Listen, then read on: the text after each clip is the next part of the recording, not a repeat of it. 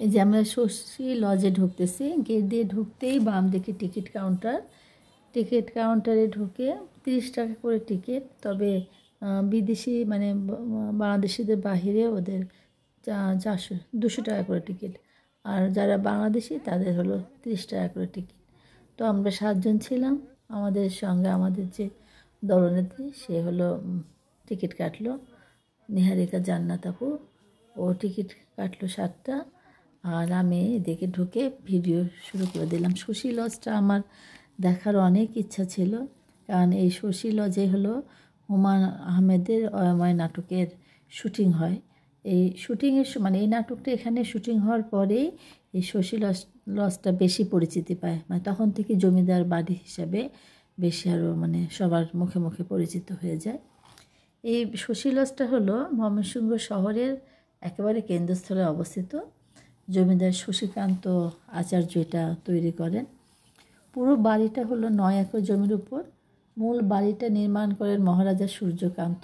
পরবর্তীতে তার দত্তক পুত্র শশীকান্ত প্রাসাদটি পুনর্নির্মাণ করেন, কারণ সূর্যকান্তের নির্মিত প্রাসাদটি ভূমিকম্পে আংশিক বা পুরোপুরি বিধ্বস্ত হয়েছিল। শশী লজের মূল ফটকে আছে 16টা গম্বুজ। ভেতরে প্রায় প্রতিটি ঘরে আছে ছাদ থেকে ঝুলন্ত প্রায় একই রকম দেখতে বেশ কয়েকটি ঝাড়বাতি। সাধারণত বাসভবন ছাড়াও বাড়িটিতে আছে নাচঘর, স্নানঘর। স্নানঘরে আছে একটা সুড়ঙ্গ। ধারণা করা হয় সুড়ঙ্গ পথে মুক্তাগাছা যাওয়ার ব্যবস্থা ছিল। আমার এই ভিডিওটা আসলে পুরো শশী লজটার বাহির দিয়ে, মানে আমি পুরোটা মানে পুরো মাঝখানে বাড়িটা রেখে পুরোটা একবার ঘুরে আসছিলাম, তখনই মানে ভিডিওটা করছি। আর ভিতরের ভিডিওগুলো আসলে করা যায়নি, ওই যে সিকিউরিটি গার্ড নিষেধ করলো। প্রথম দিকে একটু করছিলাম, যখন দেখেনি, তারপর দেখার পর যখন একবার বললো যে ভিডিও করা যাবে না, তখন কি আর ভিডিও করতে পারি। তো যাই হোক, বাহির দিয়ে পুরোটা ঘুরে ঘুরে দেখলাম।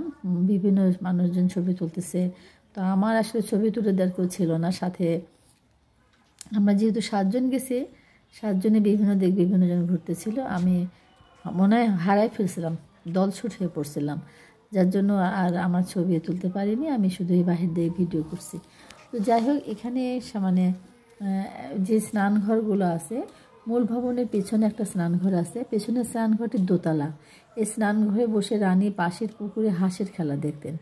পুকুরটির ঘাট মার্বেল পাথরে বাঁধানো, আর শশী লজের মূল ভবনের সামনে রয়েছে কয়েকটা বাগান।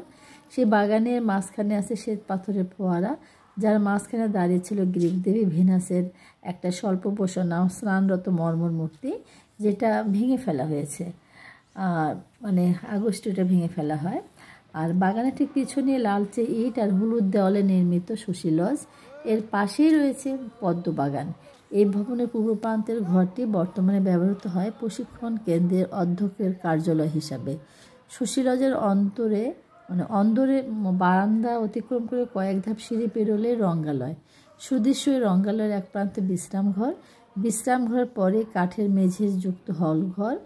হলঘরের পাশেই বর্ণিল মার্বেল পাথরে নির্মিত আরেকটি জলফোয়ারা। জলফোয়ারার ঠিক উপরে ছাদ থেকে নিচে ঝোলানো স্ফটিক স্বচ্ছ কাচের ঝাড়বাতি। ভবনটার পেছনে এক চিলতে উঠোন, সবুজ ঘাসের আঁচল পাতা সেই উঠোন পেরোলে একটি অপরিসর জলাশয়।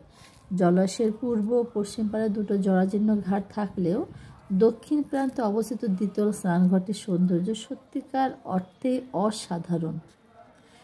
বাড়িটির আশপাশে রয়েছে দুষ্প্রাপ্য প্রাচীন গাছগাছালি, আছে দুষ্প্রাপ্য নাগলিঙ্গম, যা তখন হাতের খাবার হিসাবে ব্যবহার